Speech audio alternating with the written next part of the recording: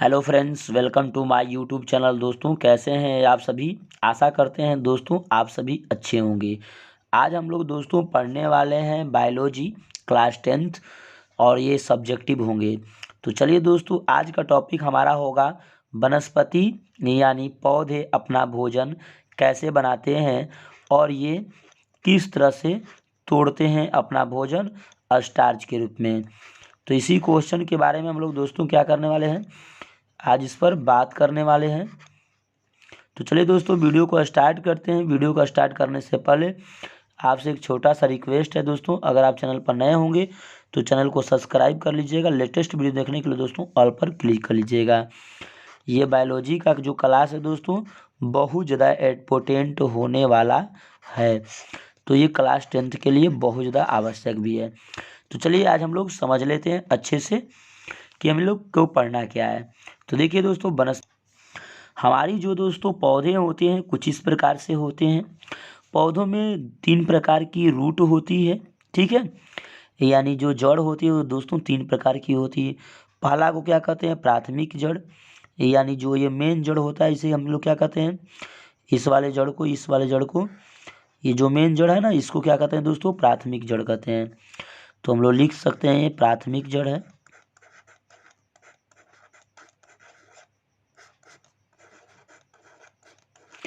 प्राथमिक जड़ से जो जुड़ी होती है उसको क्या कहते हैं दोस्तों, द्वितीयक जड़ यानी सेकेंडरी। तो लिख देंगे द्वितीयक जड़ है।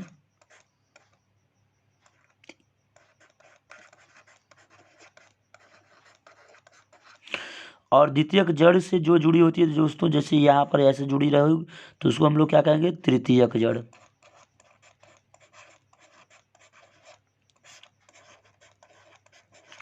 यानी तृतीयक जड़ का मतलब होता है दोस्तों टर्सरी रूट, ठीक है, टर्सरी रूट। यानी यहाँ पर दोस्तों ध्यान से समझने का प्रयास कीजिएगा।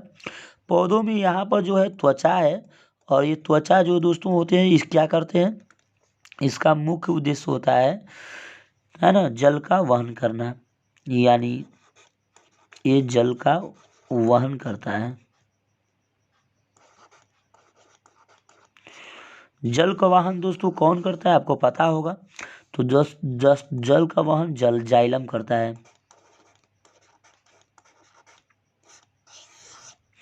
इसका मतलब कि जो यहाँ पर पौधे होते हैं, पौधे के किनारे भाग में यानी जो उसका छिलका होते हैं दोस्तों, वह उसमें क्या होते हैं, जाइलम होते हैं। उम्मीद करते हैं आप लोग यहाँ तक तो मेरी बात को समझ ही रहे होंगे।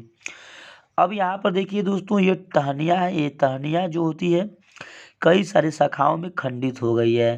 तो ये जो है पत्तियाँ दोस्तों, यानी पत्तियाँ का मैंने यहाँ पर बड़ा रूप बना रखी है। मान लीजिए पत्तियाँ को बड़ा रूप बना रखी है, तो पत्तियाँ अपना भोजन कैसे बनाती है ये हमें समझने का प्रयास करेंगे। तो देखिए दोस्तों, सूर्य का जो प्रकाश होता है ना वह ईंधन का काम करता है। किसका है दोस्तों, ईंधन, ठीक है। और सूर्य की प्रकाश कैंसर नहीं होने देता है।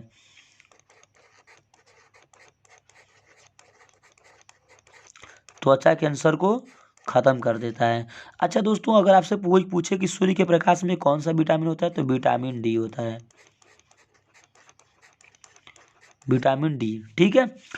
अब ध्यान से समझने का प्रयास कीजिएगा दोस्तों। ये जो है जाइलम के द्वारा पौधों में क्या जाता है, जल जाता है। यानी जो ये किनारे वाला भाग है इसको हम लोग क्या बोलते हैं दोस्तों, जाइलम। और जो बीच वाला भाग है ये वाला, इसको क्या बोलेंगे दोस्तों, फ्लोएम। फ्लोएम दोस्तों है, फ से फ्लोएम होता है और फ से फैलाना है। यानी ये भोजन को फैलाता है। किसको फैलाता है दोस्तों, भोजन को। क्लियर, ध्यान समझिए। जाइलम दोस्तों किसको फैलाता है, जाइलम जल को लेकर आता है। जाइलम जल को, H2O को। अच्छा ये दोस्तों H2O आता कहाँ से, तो जड़ से। किससे, जड़ से आता है, ठीक है। ध्यान से समझने का प्रयास कीजिए। जाइलम के कितने प्रकार होते हैं दोस्तों, तो 3 प्रकार के हो, नेक्स्ट वाले वीडियो में आप पढ़ेंगे। और फ्लोएम के कितने होते हैं दोस्तों, ये भी 3 प्रकार के होते हैं, ये भी आप नेक्स्ट वाले वीडियो में पढ़िएगा, ठीक है। अब हम लोग समझने का प्रयास करते हैं कि इसके आगे वाले भाग को क्या कहते हैं, क्यूटिकल कहते हैं। क्या कहते हैं, क्यूटिकल।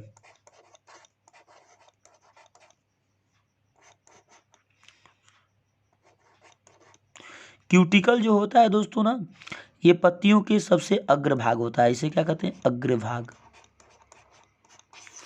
पत्तियों के अग्रभाग होते हैं क्यूटिकल है, तो ये होता है मोमी क्यूटिकल। क्या होता है? मोमी क्यूटिकल।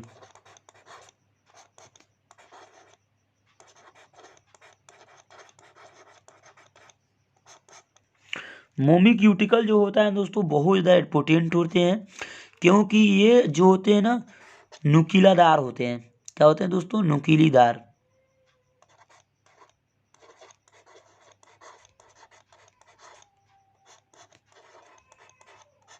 यानी ये दोस्तों नुकीलीदार होती हैं। यहाँ तक दोस्तों उम्मीद करते हैं आप लोग मेरी बात को समझ रहे होंगे।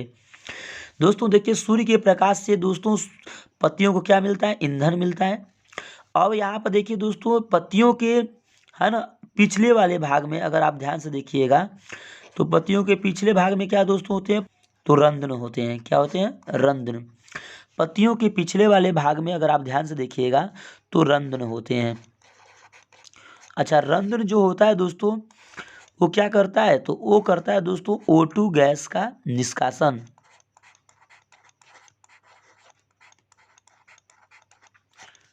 ठीक है, और CO2 गैस का लेता है, यानी CO2 गैस को ग्रहण करता है।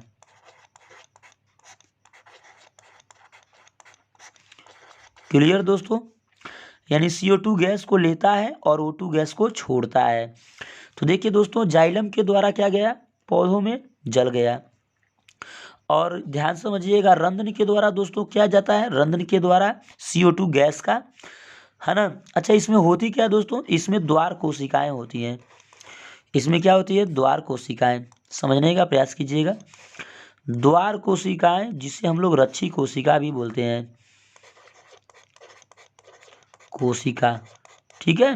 द्वार कोशिका है, रक्षी कोशिका है। ठीक है, ध्यान समझने का प्रयास कीजिएगा। यानी दोस्तों, अगर आपसे क्वेश्चन पूछे कि पौधा प्रकाश संश्लेषण की क्रिया कैसे करता है, तो देखिए दोस्तों, रंध्र के द्वारा CO2 गैस का क्या होता है? ग्रहण करता है। तथा जाइलम उत्तक के द्वारा दोस्तों, जाइलम एक जटिल उत्तक होता है, जाइलम के द्वारा क्या ग्रहण करता है? जल ग्रहण करता है, H2O। ग्रहण करने के बाद यहाँ पर अब दोस्तों सूर्य की प्रकाश लगेगी, यानी सूर्य की प्रकाश की क्रिया होगी। सूर्य की प्रकाश क्यों होगी दोस्तों? क्योंकि सूर्य के प्रकाश में क्या है? ईंधन है। सूर्य की प्रकाश क्या है दोस्तों? एक प्रकार की ईंधन है, इसलिए यहाँ पर सूर्य की प्रकाश होगी। होने के बाद दोस्तों बनाएगी क्या? ध्यान समझिएगा, ग्लूकोज बनाएगी C6, है ना, C6H12O6, यानी ये बना लिया ग्लूकोज। क्या बना लिया? ग्लूकोज। ठीक है, यहाँ तक उम्मीद करते हैं आप लोग समझ गए होंगे। अब ध्यान से समझिएगा दोस्तों, CO2 को हम लोग अब क्या करेंगे? इस समीकरणों को क्या करेंगे दोस्तों? संतुलित करेंगे। तो यहाँ पर लिख देंगे 6 और यहाँ पर भी लिख देंगे 6। ठीक है, 6 कार्बन है, 6 दूना के 12 हो जाएगा ऑक्सीजन, और यहाँ पर देखिए ये हो जाएगा 6 दूना के 12 हाइड्रोजन 12, यहाँ पर हो जाएगा 6 दूना के 12। ठीक है, यानी प्लस 6O2 क्या होगा दोस्तों? ऑक्सीजन बचेगा, ये ऑक्सीजन बचेगा। उम्मीद करते हैं दोस्तों आप लोग मेरी बात को समझ गए होंगे। अगर आपसे कोई पूछता है कि पौधों के प्रकाश संश्लेषण के क्रिया के रासायनिक समीकरण को लिखें, तो आप बस यही लिख दीजिएगा। ध्यान से फिर से समझ लीजिए, CO2 गैस कहाँ से मिलती है दोस्तों? तो CO2 गैस रंध्र के द्वारा मिलती है, जो पौधों के पत्तियों के पीछे होता है। अच्छा, CO2 गैस का वो क्या करता है दोस्तों? ग्रहण कर लिया, जाइलम उत्तक के द्वारा जल गया, सूर्य के प्रकाश के द्वारा ईंधन मिला दोस्तों। क्या मिला? ईंधन। ठीक है, और ईंधन जब मिलेगा तो खाना बनबे करेगा। तो खाना बन गया ग्लूकोज के रूप में। अब ये ग्लूकोज कई रूप में होता है दोस्तों। पहला, अगर आपसे क्वेश्चन पूछे कि पौधा किस रूप में भोजन करता है, तो पौधा किस रूप में करता है दोस्तों? स्टार्च रूप में। कैसे? स्टार्च रूप में पौधा भोजन करता है, यानी स्टार्च रूप में भोजन करता है। क्लियर? उम्मीद करते हैं दोस्तों यहाँ तक मेरी बात को आप समझ गए होंगे। अब थोड़ी सी पौधों के अंदरूनी भाग को समझने का, यानी पत्तियों के अंदरूनी भाग को समझने का प्रयास करेंगे। तो ये देखिए पत्तियां रहा दोस्तों। पत्तियों में क्या होता है दोस्तों? क्लोरोफिल होती है। क्या होती है? क्लोरोफिल होती है।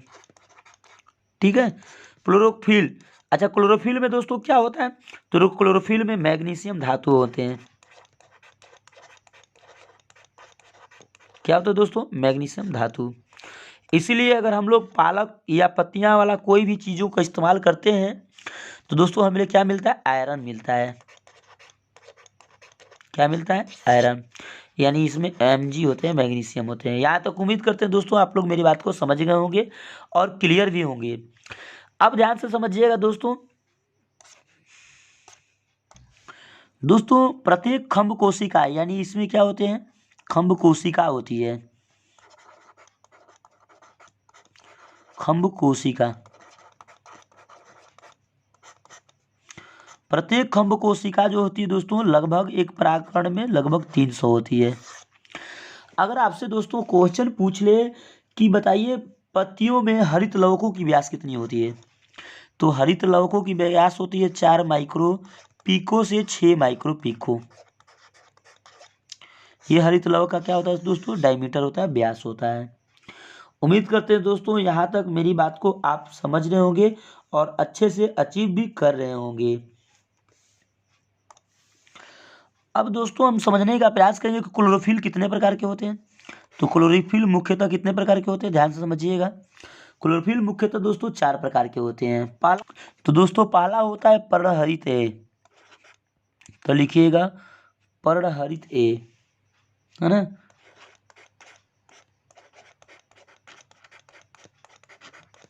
दूसरा क्या होता है दोस्तों? तो दूसरा होता है पर्णहरित बी, जिसे क्लोरोफिल बी भी बोल सकते हैं।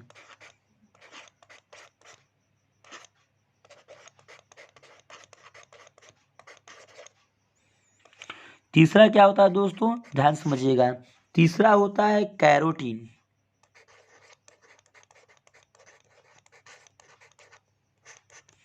चौथा क्या होता है दोस्तों? चौथा होता है जैंथोफिल।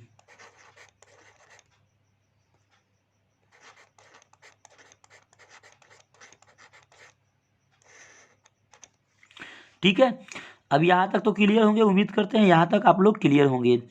अब ध्यान से समझिएगा, जो क्लोरोफिल ए होता है उसका रंग कैसा होता है? नीला हरा होता है। कैसा? नीला हरा। और क्लोरोफिल जो बी होता है उसका रंग कैसा होता है दोस्तों? पीला हरा। कैसा? पीला हरा। ठीक है। जैंथोफिल का रंग कैसा होता है दोस्तों? जैंथोफिल का होता है पीला। और कैरोटीन का? तो कैरोटीन का होता है दोस्तों नारंगी जैसा। उम्मीद करते हैं दोस्तों आप लोग मेरी बात को समझ गए होंगे। ध्यान से देखिएगा दोस्तों, अगर आप कभी भी पौधों को देखे होंगे तो पौधों के इस वाले भाग, ये जो टहनियाँ है, ये जो ध्यान से देखिएगा, ये जो टहनियाँ है दोस्तों, अगर पत्तियाँ उसमें से निकल रखी है तो ये टहनियाँ कुछ दिनों के बाद क्या होती है? हल्का हल्का नारंगी रंग का रूप ले लेती है। तो किस उत्तर के कारण, किस क्लोरोफिल के कारण दोस्तों? किस क्लोरोफिल के कारण? तो वो लेती है कैरोटीन के कारण। ठीक है, कैरोटीन के कारण वो ले लेती है ना, नारंगी का रूप। दोस्तों जैंथोफिल के कारण क्या होता है? तो जैंथोफिल के कारण पत्तियां क्या होती है दोस्तों, है ना, गिर जाती है। जब उसके जैंथोफिल खत्म हो जाते हैं तो पत्तियां गिर जाती है। यानी कहने का मतलब है कि अगर पर्णहरित एक कम होता है तो नीला हरा रहेगी, जो पत्तियां क्या हो जाएगी दोस्तों? धीरे धीरे पीला हो जाएगी। और पर्णहरित जो बी होता है पीला हरा होता है। ठीक है, यानी पर्णहरित ए कब होता है? तो दोस्तों पर्णहरित ए उसी समय होता है जब पत्तियां नया नया अपना पत्ती निकालती है। यानी जब पौधा अपना नया नया पत्तियों को उत्पत्ति करता है तो वह हल्का नीला और हरा दोनों होता है। ध्यान से देखिएगा, जब पौधों को पास जाइए तो पौधा जब अपना पत्तियों को उत्पत्ति करता है दोस्तों, वहाँ पर ध्यान से देखिएगा, न्यू पत्तियों के लिए तो वह पर्णहरित उसमें ए अवेलेबल होता है और वह हल्का नीला हरा होता है। पीला हरा कब होगा दोस्तों?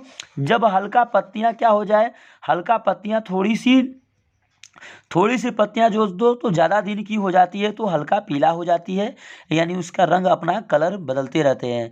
कुछ दिनों के बाद वह टहनियाँ जो होती है, जिस टहनियों से पत्तियां निकली होती है दोस्तों, वह नारंगी के रंग का हो जाता है, क्योंकि कैरोटीन उसमें होता है। कैरोटीन क्लोरोफिल बढ़ जाता है। जैंथोफिल के कारण क्या होता है दोस्तों? जैंथोफिल के कारण क्या होता है? पत्तियों का रंग जो होता है पीला हो जाता है, जिसके कारण पत्तियां धीरे से क्या होती है? झुलस कर गिर जाती है। उम्मीद करते हैं दोस्तों आप लोग मेरी बात को यहाँ तक समझ गए होंगे और अच्छे से अचीव भी कर लिए होंगे। तो दोस्तों ये देखिए, पौधों के निचले सतहों की भाग होती है जिससे हम लोग अस्टोमटा बोलते हैं दोस्तों। अस्टोमटा। ठीक है, अस्टोमटा जो होता है दोस्तों, पत्तियों के रंध्र को हम लोग अस्टोमटा कहते हैं। ध्यान से समझने का प्रयास करिएगा। तो ये देखिए दोस्तों, पत्तियों के रंध्र का भाग है।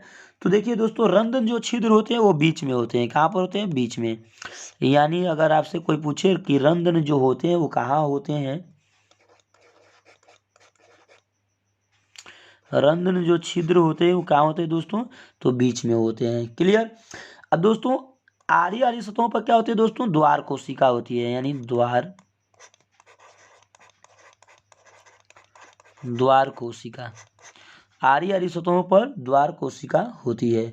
हरित लवक क्या होते हैं दोस्तों? तो हरित लवक इसके मेन होते हैं, यानी हरित लवक।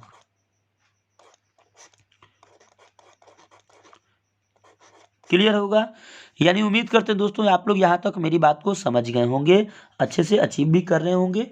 अब ध्यान से समझेंगे दोस्तों कि जो द्वार कोशिकाएं होती हैं, यानी कि जो रक्षी कोशिका होती है, द्वार कोशिका होती है दोस्तों, ये इसके सतहों पर यहाँ पर रक्षी कोशिकाएं होती हैं, जिससे हम लोग द्वार कोशिका, इधर भी होती है द्वार कोशिकाएं। तो द्वार कोशिकाएं जो होती है ना, उससे रक्षी कोशिका भी बोलते हैं। ठीक है, यानी द्वार कोशिकाएं।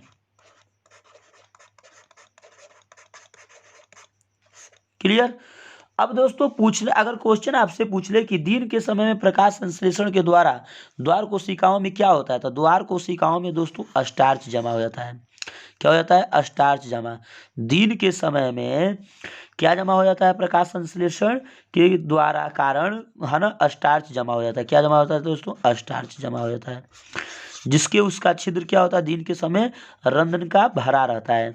यानी रंध्र का जो छिद्र होता है दोस्तों, छिद्र जो होता है दिन के समय खुला नहीं होता है। ठीक है। अगर आप, यानी द्वार कोशिकाओं को फूलने से, द्वार कोशिकाओं को अगर आपसे पूछ दे दोस्तों कि चना का फूलना क्या दर्शाता है, तो चना का फूलना परासरण दर्शाता है। क्या दर्शाता है? परासरण। आइए, परासरण की क्रिया किससे होती है दोस्तों? तो द्वार कोशिकाओं से। यानी चना के सतहों पर क्या होती है? द्वार कोशिकाएं होती हैं। द्वार कोशिकाएं क्या होते हैं दोस्तों? जल में रहते रहते फूल जाते हैं, जिसकी क्रिया के द्वारा क्या होता है? परासरण करता है। उम्मीद करते हैं दोस्तों आप लोग मेरी बात को समझ गए होंगे और अच्छे से अचीव भी कर लिए होंगे। रात्रि के समय दोस्तों कोशिकाओं में स्टार्च क्या होता है? अलग हो जाता है, जिसे उपापचय के द्वारा हम लोग अलग कहते हैं। यानी रात्रि के समय द्वार कोशिकाओं में स्टार्च नहीं रहता है, यह उपापचय की क्रिया को पूर्ण करता है। ठीक है, स्टार्च नहीं रहता है। कब दोस्तों? रात्रि के समय। ठीक है, यानी रात्रि के समय दोस्तों द्वार कोशिकाएं जो होती है वो स्टार्च जमा नहीं करती है। ठीक है, क्लियर। उम्मीद करते हैं दोस्तों आप लोग मेरी बात को समझ रहे होंगे। अगर आपसे दोस्तों पूछ ले कि पौधा के कच्ची सामग्री क्या है, तो पौधा के कच्ची सामग्री क्या होगा दोस्तों? ध्यान से देखिएगा क्या होगा। यहाँ पर देखिए, कार्बन डाइऑक्साइड है, जल है और सूर्य की प्रकाश है।